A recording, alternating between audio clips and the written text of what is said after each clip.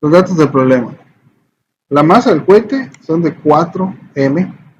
La fuerza de gravedad, que son 9.8 metros sobre segundo al cuadrado. Conocemos la distancia de la parte X. ¿Qué nos piden encontrar? La distancia en la que caerá la segunda parte del cohete y la resultante de la segunda ley de Newton con respecto a este problema. En nuestro diagrama que acabamos de sacar en pantalla, ¿cómo está constituido el movimiento parabólico del problema? En este caso vemos los componentes X y Y de la velocidad en cada uno de los recorridos que lleva el objeto. Lo primero que haremos será calcular el peso del cohete. El peso es lo mismo que la fuerza.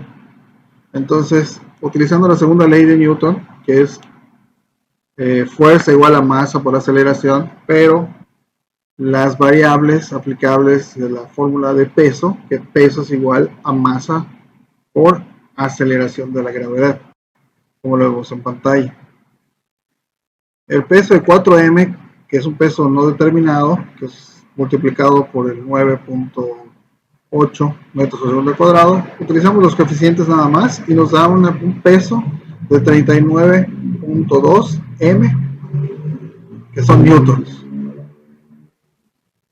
En base a esto, podemos sacar nuestros componentes de la fuerza. El primer componente Bx es la velocidad inicial multiplicada por el coseno del ángulo, que en este caso es alfa. Y la componente en Y de la velocidad inicial también es la velocidad inicial multiplicada por el seno del ángulo alfa.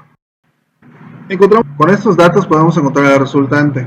¿Por qué? Porque conocemos ambos componentes. También conocemos cuánto vale la fuerza resultante, que en este caso es igual al peso o la fuerza del objeto. Como lo vemos en la pantalla, multiplicamos y aplicamos la fórmula y despejamos la velocidad inicial al cuadrado. Vemos la identidad que está multiplicando a BO, porque es una identidad pitagórica de coseno cuadrado de A más seno cuadrado de A. Eso equivale a 1.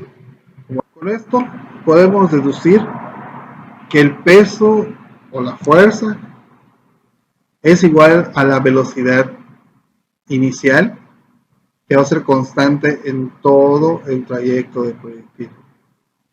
Por eso lo anotamos que P es igual a BO igual a 39.2 m por E.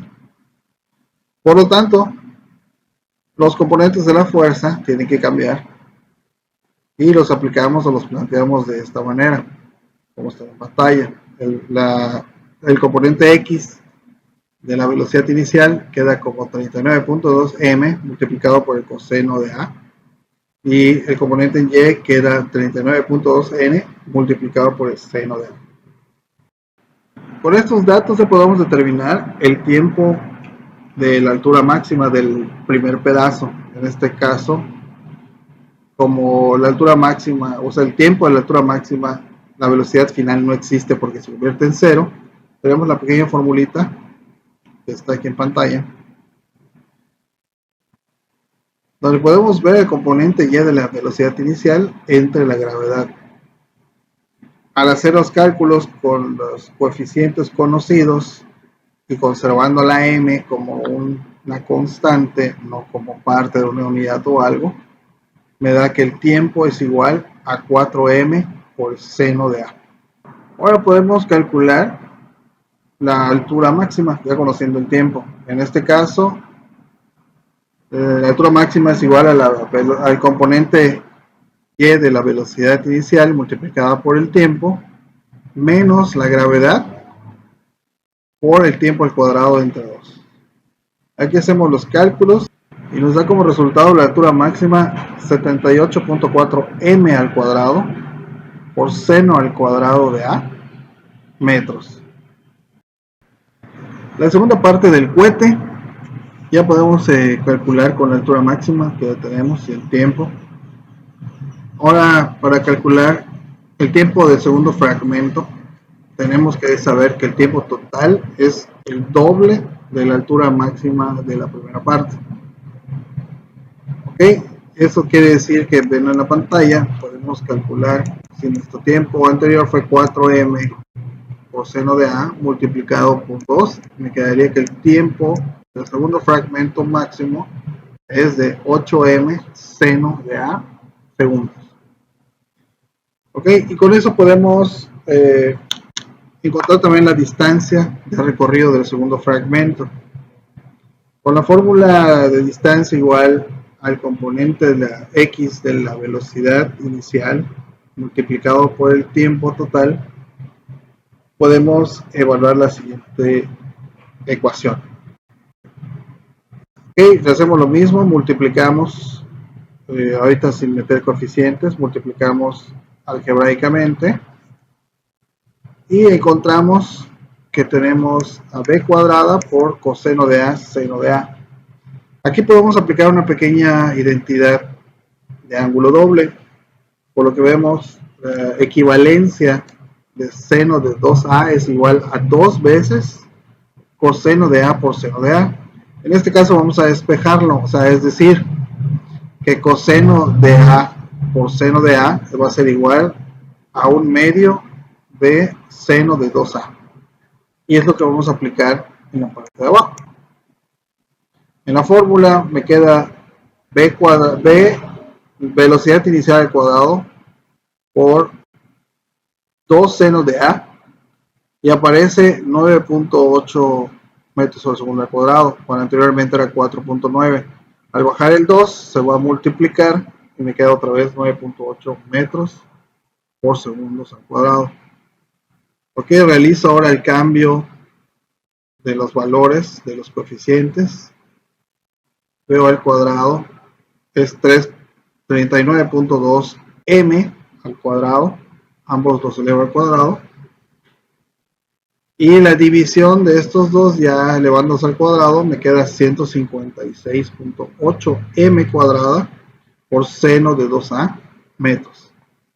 Esa viene siendo la distancia en la que la segunda parte del cohete cae. Con respecto al reporte del primer caso sobre las leyes de Newton y de las leyes de la gravedad que vimos en la unidad 2, establecemos los datos que por el uso de las leyes de Newton y de la ley de la gravitación universal, podemos ver que en el primer caso de este reporte, podemos ver que el ángulo de disparo del objeto es de 90 grados. Por lo tanto, el componente horizontal del movimiento es nulo, es decir, no existe. Solamente se desplaza verticalmente. Por lo tanto, la velocidad inicial es el componente en y de la velocidad. Altura máxima alcanzada 4.5 metros con un tiempo de 3.4 segundos poder alcanzar esa altura. El tiempo total de vuelo que se ida y de vuelta es 2 veces el tiempo de la altura máxima, en este caso sería 6.8 segundos. Tenemos un valor agregado que es el peso del objeto, que lo podemos calcular en base a la masa de 51 kilogramos por el 9.8 metros sobre segundo al cuadrado. Eso me da un valor muy aproximado a 500 newtons.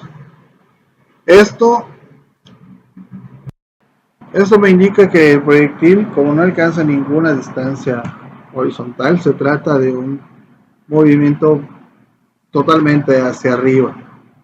Entonces podemos saber o podemos demostrar que las leyes de Newton y la ley de la gravitación universal se aplican al movimiento de un proyectil de tiro parabólico literalmente lanzado verticalmente hacia arriba. Esa sería la primera solución del caso. El segundo caso es algo diferente. Tenemos un ángulo de disparo de 45 grados. La velocidad inicial en la dirección horizontal es el componente de la velocidad inicial, o sea, es decir, que el componente en x es la velocidad inicial multiplicada por el coseno de disparo. En este caso, nos va a dar muy similar al mismo componente en Y, porque básicamente es el mismo ángulo de disparo. Vamos a observar que ambos componentes de la fuerza miden lo mismo. La velocidad inicial en la dirección horizontal es el componente X de la velocidad inicial. Esto quiere decir que va a ser la velocidad multiplicada por el coseno del ángulo. El componente de movimiento vertical indica que el proyectil se lanza a una altura máxima de 2.37 metros. El tiempo de vuelo del proyectil, o sea, es decir, hasta el último instante en el que toca otra vez tierra, aproximadamente es de 2.59 segundos. Tenemos otro valor agregado, que igual es el peso del objeto. Conocemos cuál es su masa y cuál es la gravedad. Si la multiplicamos, tenemos 499.8 newtons. Esto nos demuestra que hay un desplazamiento horizontal de 33 metros. Eso quiere decir que este problema se trata de un tiro parabólico de un proyectil. Entonces, hay un avance en fuerzas, ambas fuerzas están iguales y todo. Con esto podemos concluir igual que las leyes de Newton y la ley de gravitación universal están presentes en este movimiento parabólico del proyectil.